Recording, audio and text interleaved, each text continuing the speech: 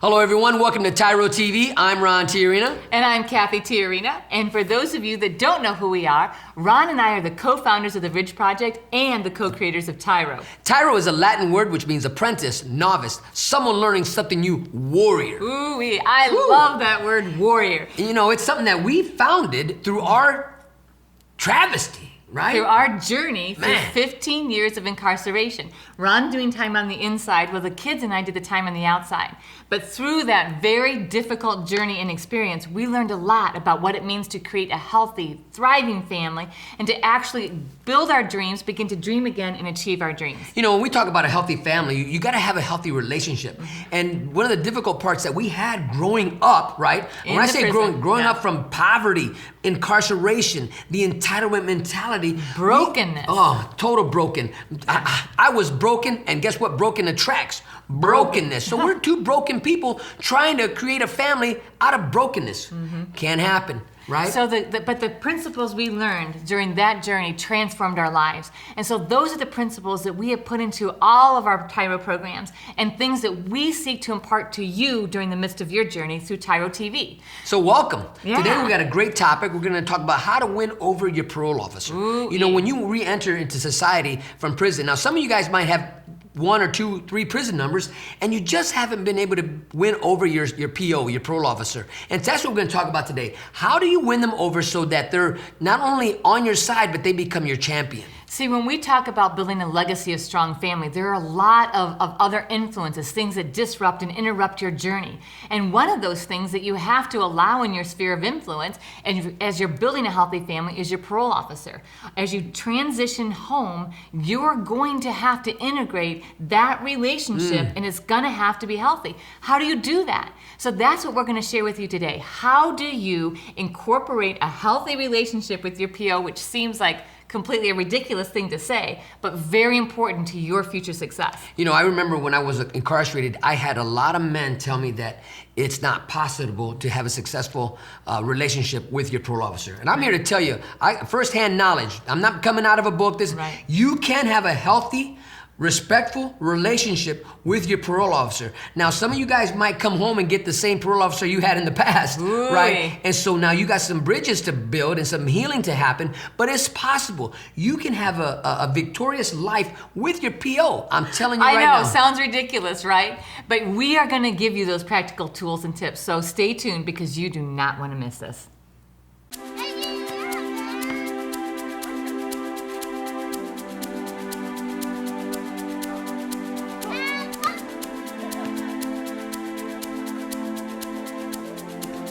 Playing catch, basketball, laughing, and enjoying each other's company. These are all normal things on the outside, but many times are missed in a visitation setting. TYRO Dads brings the same fun experience to the inside through Family Days. As a TYRO Dad, you have the opportunity to participate in this fantastic event. Family Day is designed to allow fathers and families to engage with each other through activities designed to stimulate communication, learning, and play. Family Days will not only be a highlight for you, but for your children as well. The Ridge Project has strategically developed Family Day as an opportunity to help you connect with your child throughout your separation and help both of you develop skills to continue building your relationship when you return home. Welcome back to TYRO TV. I'm Ron Tiarina. And I'm Cathy Tiarina. And today we're talking about how to have a healthy relationship with your parole officer. Ooh-wee. And that is something I remember as Ron was transitioning home. I did not even want that parole officer involved in my life.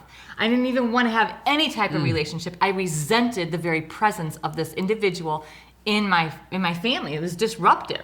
You know, having them come and examine the house, having them inspect where I would be living. In fact, this is what happens. But we learned early on, though, to D-tip. Don't take it personal. And this really has helped us carry that principle throughout all our life and since coming home. But when you're able to really empower yourself with that principle, you will understand that his role is to make you better, not bitter. Or her role. Or her role. You don't know male or female. And so however it is, when we're talking about building a healthy relationship, we're not saying, hey, be friends. Hey, try to win them over so that you guys become best friends. We're saying establish a healthy relationship because you're going to be in the this collaboration together. The collaboration is that you are going to successfully complete parole.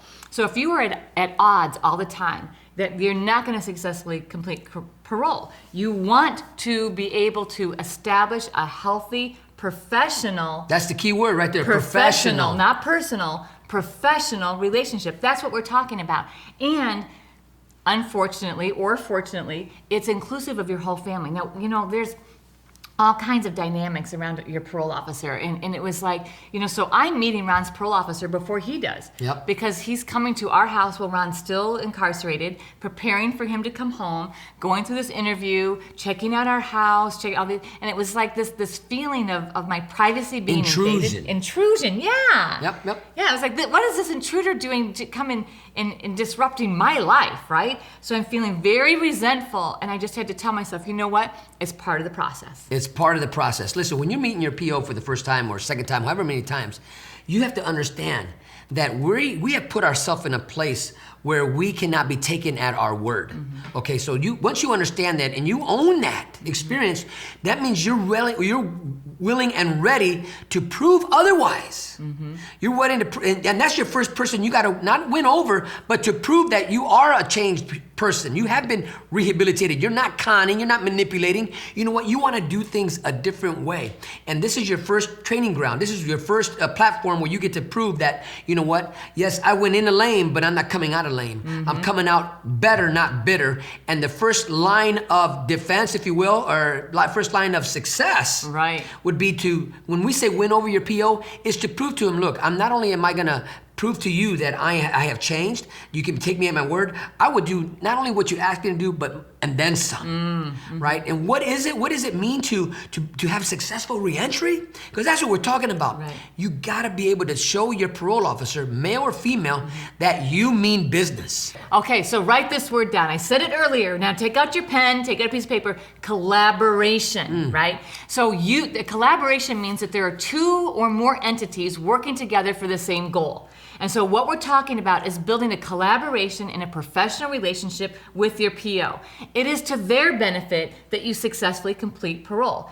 And it is obviously to your benefit that you successfully complete parole. So you need to come into agreement, and that means that you are doing whatever it is you say, okay, what can I do to make their job easier, right? And so when you think like that and you start acting like that and you collaborate with your parole officer, now you are forming a healthy, professional relationship. And you have to remember that it's a collaboration. So if you come with the attitude of where, gosh dang it, here I gotta go sign in again, I gotta fill out that paperwork, and you're always beating up the process. Resenting it, right? You're resenting the process and you're fighting against it, you will not be successful. And it's not gonna be his or her fault that you don't successfully complete parole, because you came in this process with the attitude, I hate this, I don't wanna do this is not helping me, he's out to get me, she doesn't want me to succeed. You see, these are your own mind battles that you're having. Your first mission that you got to do is to show up on time and to stand up tall. Because we're talking about that you were telling the world, I've changed. But what does that look like for you? Because if you go into this relationship, this collaboration with the attitude of being defeated already, that's what you will manifest. You will manifest defeat, because you will prove to yourself, I told you he was out to get me. I told you she didn't want me to win. Because right. you play the cards. You're the one dealing the hand, and then you play the cards that you deal yourself. Like, I told you they didn't want to help me. I told you they were out to get me. I told you they were trying to set me up. Because when you start speaking like this and thinking like this, you begin to walk this out. You begin to create this experience that you're calling forth, right? So if you want to be successful, what we really need you to understand is that you have to build, and you're going to hear me say this the whole show over and over again because it is that important. You have to build the collaboration between you and your parole officer. And you have to ensure that this collaboration is mutually beneficial, and you might have to be doing most of the work. As we go through today's show, we're really going to talk about why it is so important, and we're going to actually break down for you what you can do, not just you, but your significant other and your family. the family, because it's important, because you're not gonna, you see, if your family's not on board with you to do this, you're gonna have issues at home, right? And all these type of things. So we wanna help you navigate to be able to get the whole family of one mind, one accord, where everybody's gonna experience a successful reentry process. So stay tuned, and we're gonna continue this conversation that we're having, because it's powerful and it's needed to be talked about. And we'll be right back. TYRO Dads will help you to see who you really are on the inside by coming to terms with your past, present, and future. You'll begin to move forward by using your time on the inside to transform yourself. We know you're not the only one serving time. Your family is too. Overcoming the issues that existed prior to and during incarceration are often more than what many families can survive. TYRO Dads has a unique method of reaching and healing families based on Ron and Catherine Tiarina's own personal experiences. TYRO Dads works exclusively with incarcerated fathers who have minor children. The program lasts for 10 weeks and focuses on intensive character development. You'll be taught to take responsibility for your actions, to own it. You'll be prepared to overcome the obstacles of incarceration and transition back into your home and community, both successfully and permanently. Upon successful completion of this program, you will earn the title of TYRO, which means a warrior, someone learning something new. You will be one of the honored, a man worth following. If you think you have what it takes to be a TYRO, or you want to know more, contact your local project facilitator or your institution staff. Welcome back to TYRO TV. I'm Ron Tiarina. And I'm Cathy Tiarina. And so far we've talked about what is parole, you know, and we talked about in our introduction that you will go on parole and you will either be successful or you're not. And, right? and your mindset is going to determine that. If you look at this as an interruption, a disruption, a disrespect, right, and you resent the entire process, you are setting yourself up to fail. You know, and I know firsthand what your family is thinking and feeling. I know that resentment when he showed up before Ron ever came home. I know that resentment when he was checking in, showing up at our house unexpected, and but like, you also know an intruder, it's right? intimidating. Yeah, It's intimidating. This guy shows up and he's got a badge and he's showing up and he's got the power and the authority, right, to disqualify the house, right, or to qualify it, or and if he disqualifies it, to tell me or tell you, hey, look, you can't go there, pick somewhere else to go. And it's very humbling. It's just like this sense of this loss of control over your life, right? And it's like, okay, and I remember when he first came, so we talked about, you know, the word collaboration. Remember I said I'm going to keep saying it? Collaboration is really important. So when he first came, and I was just feeling, so I talked to Ron, I said, Ron, you know, I just feel like, you know, he comes into my house and he's going through this checklist, and I said, I'm just really feeling like he's disrupting my life. I'm feeling really resentful. And Ron reminded me, Cathy, listen, this is part of their world, and we only have one more journey. We've made it through these 15 years, right? So this is just a piece, the final piece of this journey. And we just have to think of it that way. All we have to get through is this final forest, right? To come out to the other side and complete this successfully. We can sabotage our own success by seeing him as the enemy. We have to see him as our way to successfully be together and carry on with our lives. And it changed the way that I saw it. Listen, gentlemen, listen, dads. It's not the way you started. Clearly, you started weak, fake, all that, because we wind ourselves up in prison. It's how you finish. This is part of that journey. You knew this was coming. Right. But shame on you if you haven't prepared for this part of the chapter in your life. Yeah. You can already read the book. Now, some of you have already experienced this. And so why is this important to really understand what we're saying? Cathy's using the word collaboration. And if you haven't heard that word, I'm gonna say it, collaboration. That means two entities working together for the same end, for the same outcome. Her role is she doesn't want to send you back. That's not because I'm telling you right now, they are all graded too. Everybody's graded in life. Yep. You know, so if a parole officer has 100 people, 70 people under their watch, man, if you've ever been to a college class, if you ever sat in a college and you're sitting in a class and there's 200 students in there, not everybody's going to get to meet the professor. The professor's not going to know everybody's name. Right? Well, that happens the same thing with the parole officer. He might have 70, 80, 100 people under his watch. He's not going to know everybody's name. And guess what? He's not going to want to know your name. If you're in this, but what he wants to know, who's going to stand out in his watch? Who's going to be the one where, you know what, I don't have to watch you. Why is this important? Because there is so much at stake of your success. There is so much at stake, but the first thing who's at stake is your family. That's right. And when they see you, there was also something that Ron said. Ron says, Kathy, we have to just accept the fact and recognize the fact. In order to be successful in this last leg of our journey, we must submit to the authority that he has over our lives, because he does have authority over Ron's life. So if I wanted to be in relationship with Ron, which I did, if I wanted Ron to live with me, which I did, I also had to submit to that authority over our lives, that temporary authority. Now, that was a difficult thing, but it also, Ron also reminded, when we do that, we teach our children that there are seasons in our life and that there are always authorities over and above us.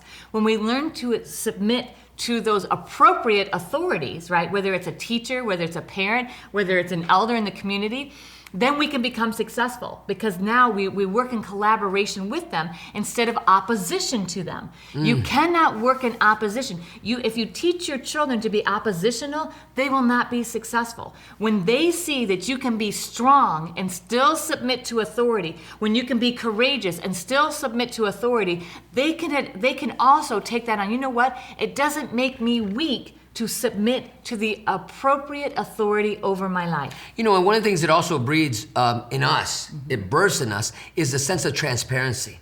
Right. As a TYRO, right, we are an open book.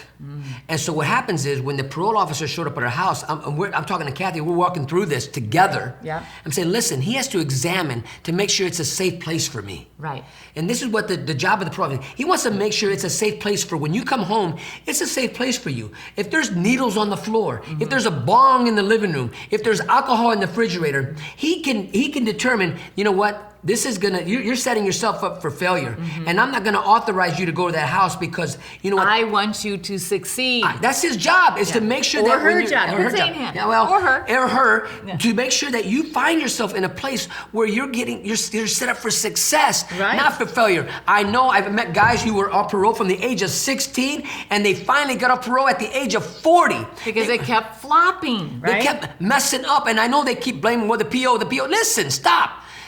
When things happen in our life, things do not happen unless we call it forth. If we put ourselves in a place where we can't be taken at our word, then don't be surprised when they say, we can't take you at your word. And when you think about, again, here's that word, collaboration, right? You have to also see this collaboration as, you're not equals in this. The submission to the authority in collaboration is what builds success. Say that. The submission to authority in collaboration will build success. That's a good word. Yeah. Listen, we got to go. We're going to take a small break, but when we come back, we're going to talk about, how to do this. How do you activate these principles of courage? How do you activate the principles of being transparent? How do you activate this and empower your family? Right. Yep. This is really key to not fight against this. Right. So stay tuned. We'll be right back.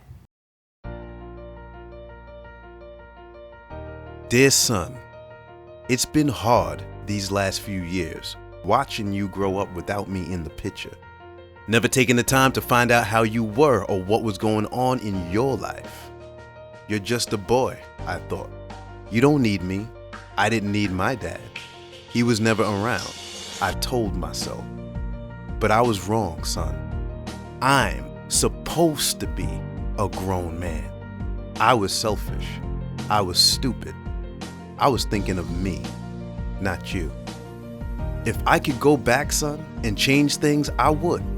It's taken me all this time being selfish to finally grow up and realize I need to be a responsible man. That's what I finally learned, not from prison, but the TYRO program. It's all about becoming a better, stronger man. Wish I would have gotten it sooner. Everything looks different to me now. I'm a changed person.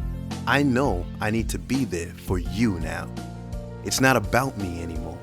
It's not about being cool. It's not about who I run with. It's about mom. It's about you. It's about being a better man, learning something new in my life. It's about being a TYRO, a man worth following. I'm your dad. You're my son, and I love you. I am a TYRO.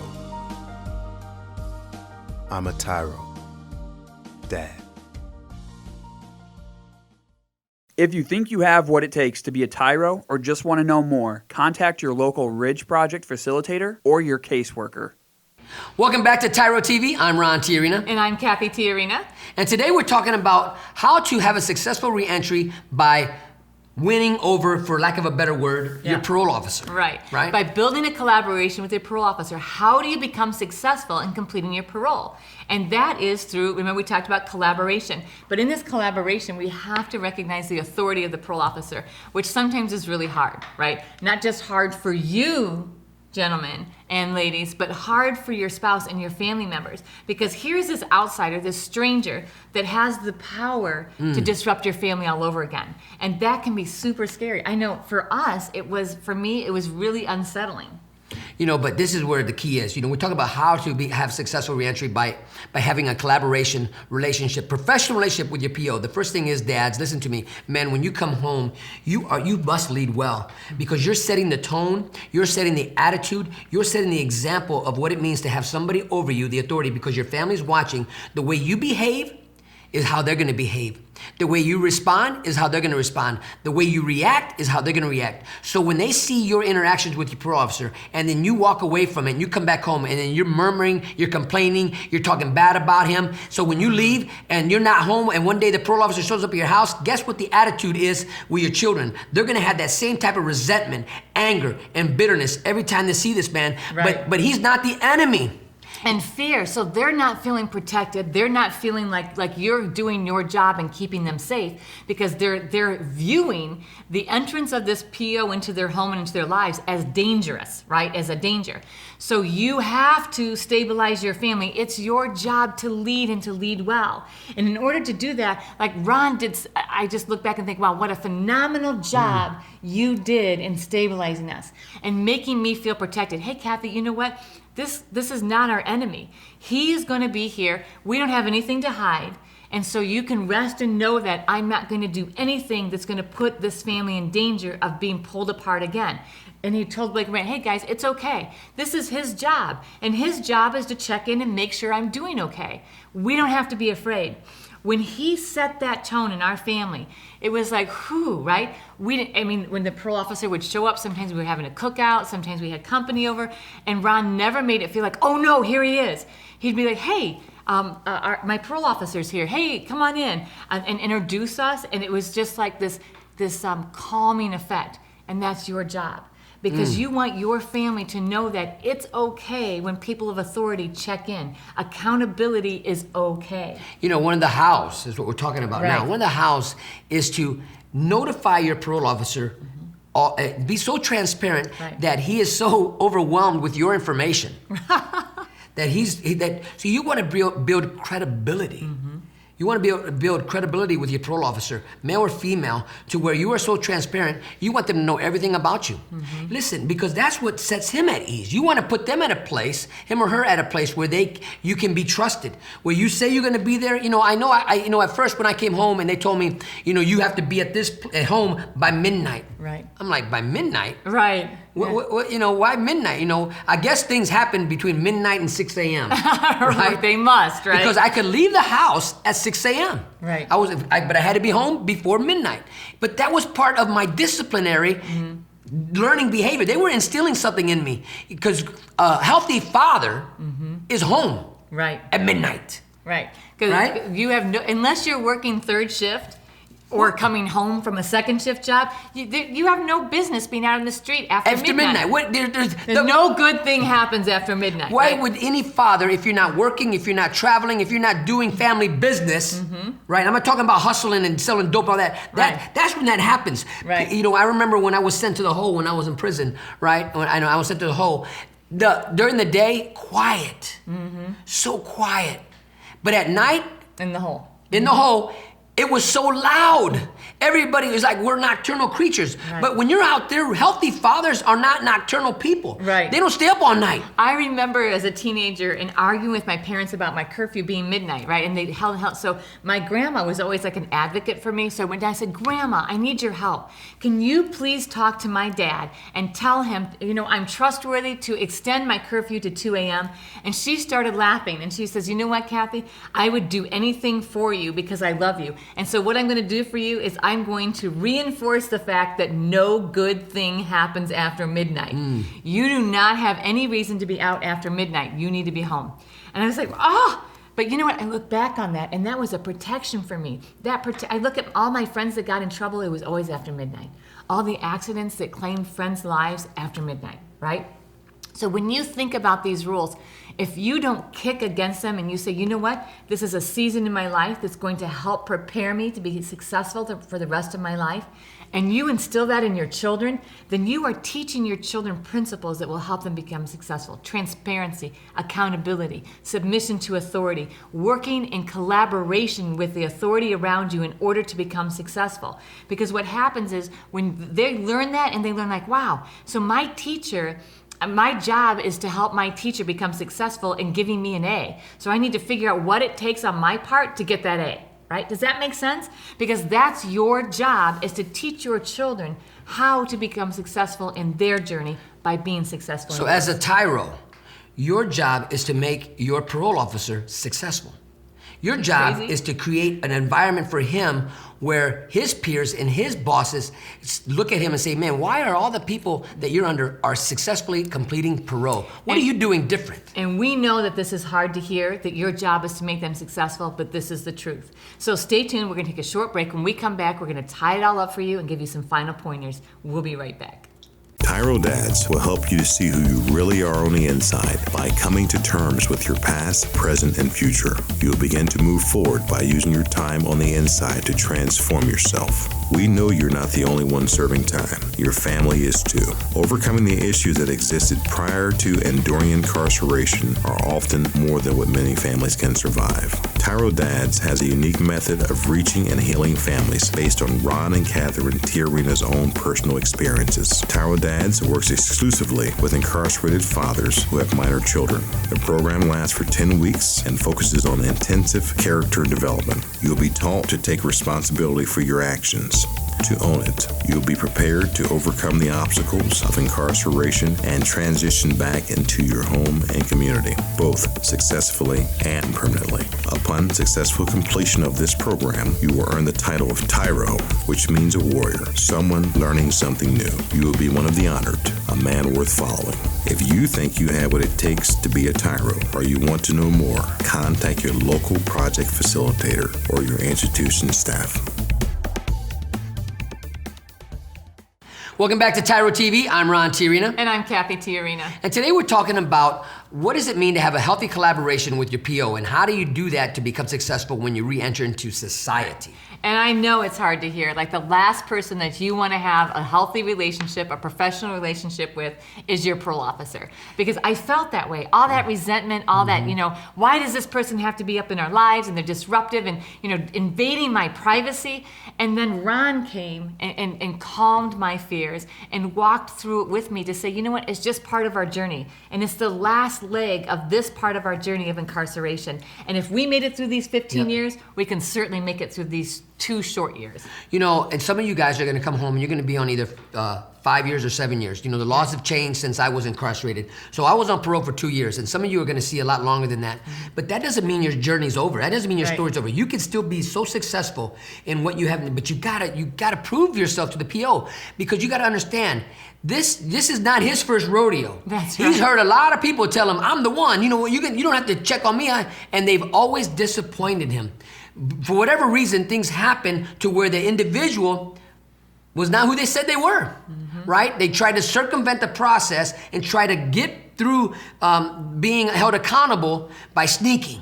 You cannot be successful in life if you're always trying to sneak your way there. Right? Transparency is going to be one of your key ingredients to success with your parole officer. That means if you're supposed to see him once a week, then you call him every day. Right. And you let, hey, I just want to know I'm going to be there Sunday. Are you going to be there? You know, hold him, help him become successful. Call him up and say, hey, listen, I'm going to let you know what I'm doing today. And eventually, overwhelm him with your life.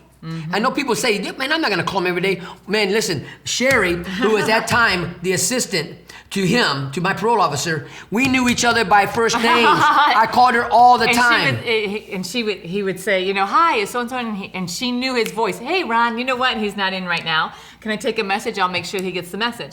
And so but it wasn't in a negative way.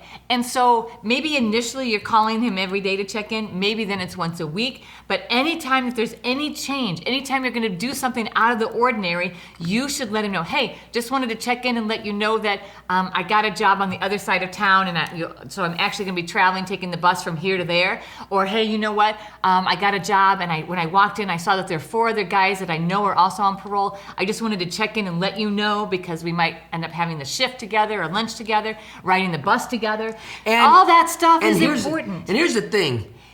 He might change your world right there. Say you go to a job, and that's a great example, and there's other guys on parole there, and you know it, and you call, and you're the only one who called. Now, he's going to do his job. You cannot get mad at him or her for doing their job. He's going to say, I need to know who they are. Right. And say, well, I don't know who they are. I just know I've seen them before, and I think they're on parole because I've seen them in your office, and I don't have a relationship with them. I said, okay. And so, and he might have you do something. Hey, go get their names, go bring them to me.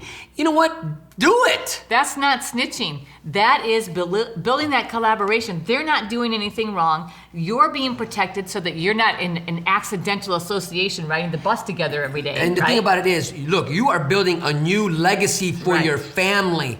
Your family is at stake here. Right. If you decide, let's say, you know what, you knew 2 guys and you're at work with them, and you know you're on parole too, but you don't tell your PO, and he finds out about it. Now you're what you're doing is suspect. Everything you do from here on out is suspect, because now you can't be trusted. Transparency is the key. So build a transparent, collaborative relationship, submitting to the authority that your PO has over you. Stabilize your family by squashing their fears and letting them know, hey, this is okay. We're going to walk through this journey together. I've got you, and you don't have anything to be afraid of. And you will see that your family will become stronger. You will see that your journey will become safer, and it will become easier. And what's really, before we close, I want to share with you what happened with my relationship with my PO. Listen, when your PO sees you and he calls you by your first name years later, and he comes and shakes your hand and he tells you, I'm proud of you.